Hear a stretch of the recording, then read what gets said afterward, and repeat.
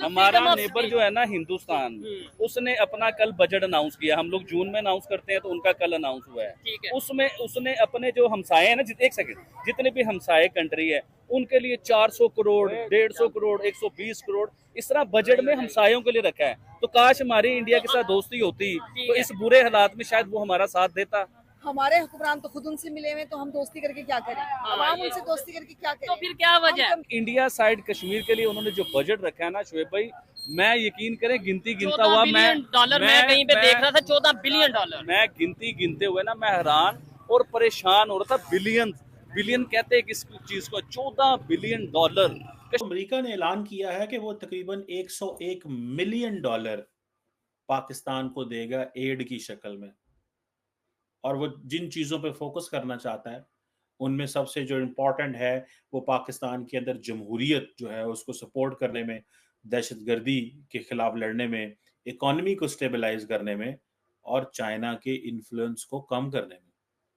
मुझे समझ नहीं आती कि क्या एक $100 मिलियन से अमेरिका चीन के इन्फ्लुएंस को पाकिस्तान में कम कर सकता है, जबकि चीन ऑलरेडी 50-60 अरब डॉलर की इन्वेस्टमेंट्स कर चुका हुआ है। जो है उनकी बातचीत के ऊपर रही है और जाहिर है पाकिस्तान में भी इसके ऊपर बात की जा रही है। और इन्होंने कहा कि वैसे तो खैर सारी दुनिया ये चाहती है कि ये जंग खत्म हो जो कि इजराइल और फलस्तीन के बीच में चल रही है या इजराइल और हमास के बीच में चल रही है, लेकिन ये कि तकरीबन 9 मंथ्स हो गए हैं इस जंग को और कहीं भी ये रुकने का नाम नहीं ले रही। मुसलसल लोगों को जानी नुकसान होता चला जा रहा है और अब पूरी दुनिया जिसमें अमेरिका भी शामिल है, वो अमेरिका के लोग भी बहुत से ऐसे शामिल हैं जो कि ये चाहते हैं कि इस जंग को रोका जाए ताकि मजीद लोगों की जानें जो है वो ना जाए। लेकिन नेतन्याहू जो है वो इस मूड में नहीं लग रहे और उनका यही कहना था कि वो अपना हदफ हासिल करने तक, यानी जहां तक वो इस वॉर को जीतना चाहते हैं, जो उनका टारगेट है उस टारगेट को अचीव करने तक वो इस जंग को रोकने के हक में नहीं है। साथ साथ उन्होंने जो वहां पे बहुत सी ऑर्गेनाइजेशंस के लोग जमा हो गए थे इस जहां पे ये सेशन चल रहा था उसके बाहर भी और उसके अंदर भी, और कई लोगों ने प्ले कार्ड्स उठा रखे थे और उन्होंने बहुत प्रोटेस्ट किया। नहीं, जैसे मैम ने बोल दिया या आबिद भाई ने बोला कि कंपैरिजन बनता नहीं है, लेकिन उन्होंने बजट में एक जो सबसे बड़ी चीज रखी ना इंडिया के बजट में, उन्होंने आम लोगों के लिए नौकरियां प्रोवाइड की हैं उसके बीच में। ठीक है। अब देखें इंडिया में आपको आइडिया होगा कि छोटा सा बच्चा भी जो है ना एजुकेशन उसकी बहुत अच्छी है। अब उधर लोग पढ़े लिखे हैं, बहुत ज्यादा पढ़े लिखे हैं। उन्होंने उसके ऊपर क्या काम किया कि अपने मुल्क में इतनी नौकरियां दे रहे हैं कि पढ़ लिख के इंडिया के जो लोग हैं वो बाहर ना जाए, वो इंडिया का फायदा हमें सीखना चाहिए कि नहीं? हमें सीखना चाहिए, उनके बहुत सारी चीजें सीखने के लिए। एजुकेशन सबसे ज्यादा तो हम एजुकेशन में मतलब ये कि सीख सकते हैं। एजुकेशन में वो हमसे बहुत आगे हैं। हमने कितना कोटा मुहैया किया और कौन खा जाता है वो कोटा। हेल्थ के लिए हमने कितना बजट रखा, एजुकेशन के लिए कितना बजट रखा, हमने अपने यहाँ पे आईटी टेक्नोलॉजी के लिए कितना। अवाम को कुछ नहीं मिलता। बड़ी मछलियाँ जो होती है वो सारा कुछ हड़प कर जाती है। ऐसे ही है। तो अवाम बिल्कुल ही, तो हुक्मरानों को गालियां ना दे, बुरा भला ना कहे, तो और क्या कहें। लेकिन वो भी नहीं अब आप दे सकते क्योंकि आपको डर लगता है ना, आपको मतलब ओवरऑल साहब की बात कर रहा हूं। ठीक है आबिद भाई, मुझे तो इनसे बात कर बहुत शुक्रिया मैम आपके वक्त का। आबिद भाई क्या कहना चाहेंगे? ये सिर्फ अकेले नहीं, यहाँ पे कितने लोग ऐसे ही मौजूद हैं। अगर हम देखें कि हर बंदा बोलना चाहता है लेकिन बोलने से डरता है। सर बोलने से इसलिए डरता है कि जब मीडिया के ऊपर कोई इंसान आता है ना तो उसकी शक्ल से उसका आईडी कार्ड निकल आता है, नादरा से उसकी पूरी नस्ल निकल आती है बाहर। हमारे कई बार निकले हैं। आबिद भाई मुझे ये बताएं, अभी जैसे ये खवातीन मौजूद थी, इन्होंने भी अपने मसले बताए और जहाँ पे भी आजकल हम जा रहे हैं ज्यादातर लोग ये कह रहे हैं यार हम मीडिया पे बोल नहीं सकते। एक साइड पे हम कहते हैं हम आजाद हैं, हमने तो दूसरे मुल्क के लोगों के लिए, मुसलमानों के लिए जंग लड़नी है आजादी की, दूसरी साइड पे हम खुद यहाँ पे फ्रीडम। मैं इंडिया के बीच में इंडिया के यूट्यूबर्स की बात करना चाहूंगा। अच्छा। एक लड़की है, उनका नाम मुझे नहीं आता, वो इंडियन गवर्नमेंट के लिए इतनी नेगेटिव, इतनी खतरनाक किस्म की वीडियो बनाती हैं, लेकिन आज तक मैंने नहीं सुना कि उन्हें किसी ने आके पकड़ लिया, ये कोई अदारा उसके ऊपर चढ़ गया है। तो बात ये है कि इतना फ्रीडम ऑफ स्पीच होना चाहिए। अगर हम बात करें, बहुत से ऐसे यूट्यूबर्स हैं, सबसे बड़ी एग्जांपल जो अभी इलेक्शंस में उनके वो बहुत ज्यादा उधर धरफ राठे जो उनके यूट्यूबर हैं, मैं कहता हूँ कैसी कैसी उन्होंने उधर को डिक्टेटर कह दिया, पीएम मोदी को उन्होंने ये कह दिया। आप ये देखें कि क्या उनका चैनल बंद हुआ ध्रुव राठी का? नहीं। क्या उन्हें किसी ने आके पकड़ लिया? क्या वो दारों के पास पेश होते हैं आके? ऐसा कुछ भी नहीं है। देखिए फ्रीडम ऑफ स्पीच किस चीज का नाम है?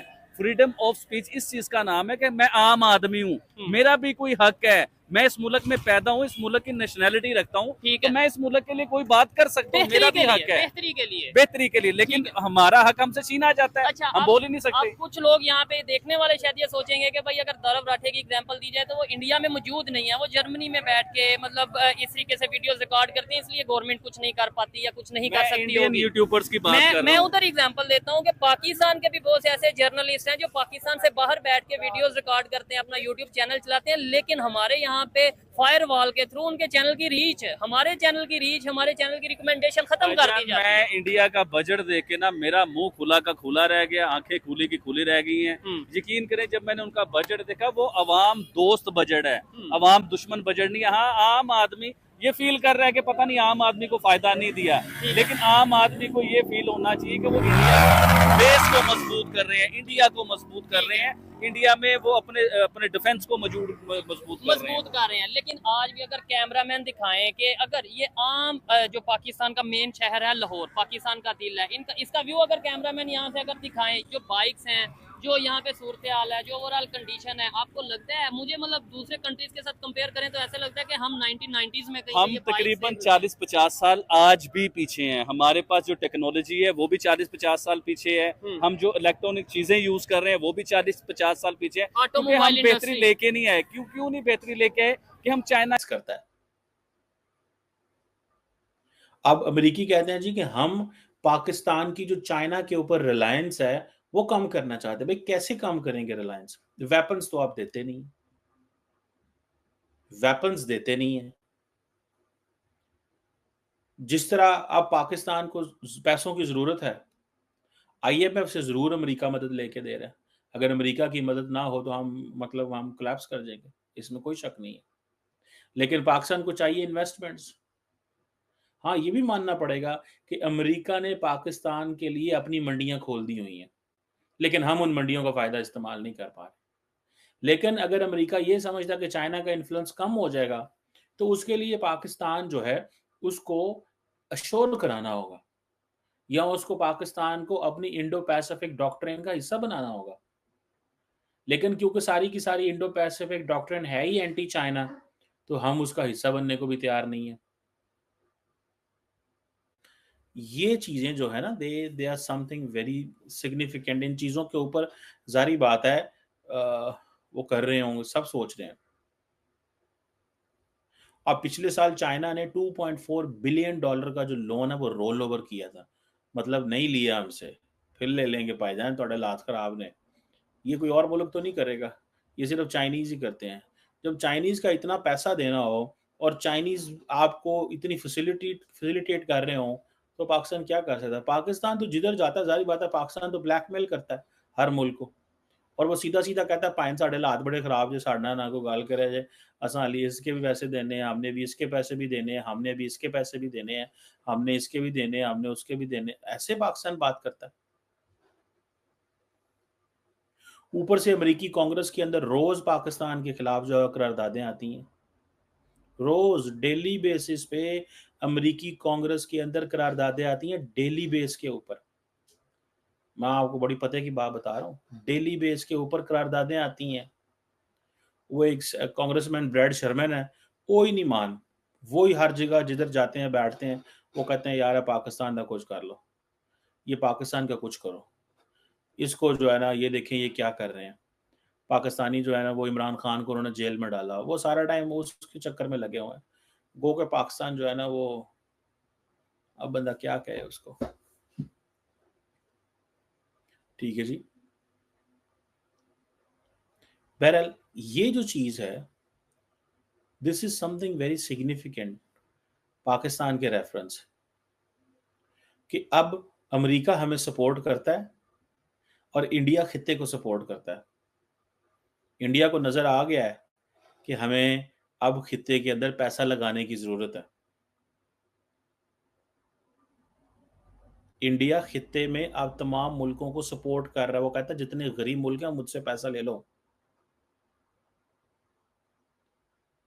उन्हें ये वो बार बार कह रहे हैं, बार बार वो कह रहे हैं कि अब हम खित्ते में पैसे देंगे, और हम जो है वो सारी बात है हम लेने वालों में से हैं, वो देने वालों में से हो गए हैं। तो जब लेने वाले हों, जब हाथ हमारा ऐसे होगा तो हमारी क्या रेलेवेंस होगी, या हमें कौन सुनेगा, या हमें कौन पहचानेगा, या हमारी कौन बात करेगा? नो वन, कोई भी हमारी बात नहीं करेगा, हमें कोई मौका ही नहीं देगा भाईजान, ये भी मैं आपको बात बता दूं। हम सारा टाइम आपस में लड़ रहे हैं। अब अमेरिकी स्टेट डिपार्टमेंट के अंदर जब ये क्वेश्चन उठाए जाते हैं कि जी पाकिस्तान के अंदर अपोजिशन को जेलों में डाला गया है, अपोजिशन के स्पोक्स पर्सन को उठा लिया गया है, इस तरह, तो वो अमेरिका दुनिया तो हमें इस एंगल से देख रही है, हमने फिर क्या करना है? ऊपर से DGISPR आके कहते हैं कि जी जिस ये जो इमरान खान साहब की जो पार्टी है वो उसको इंतशारी टोला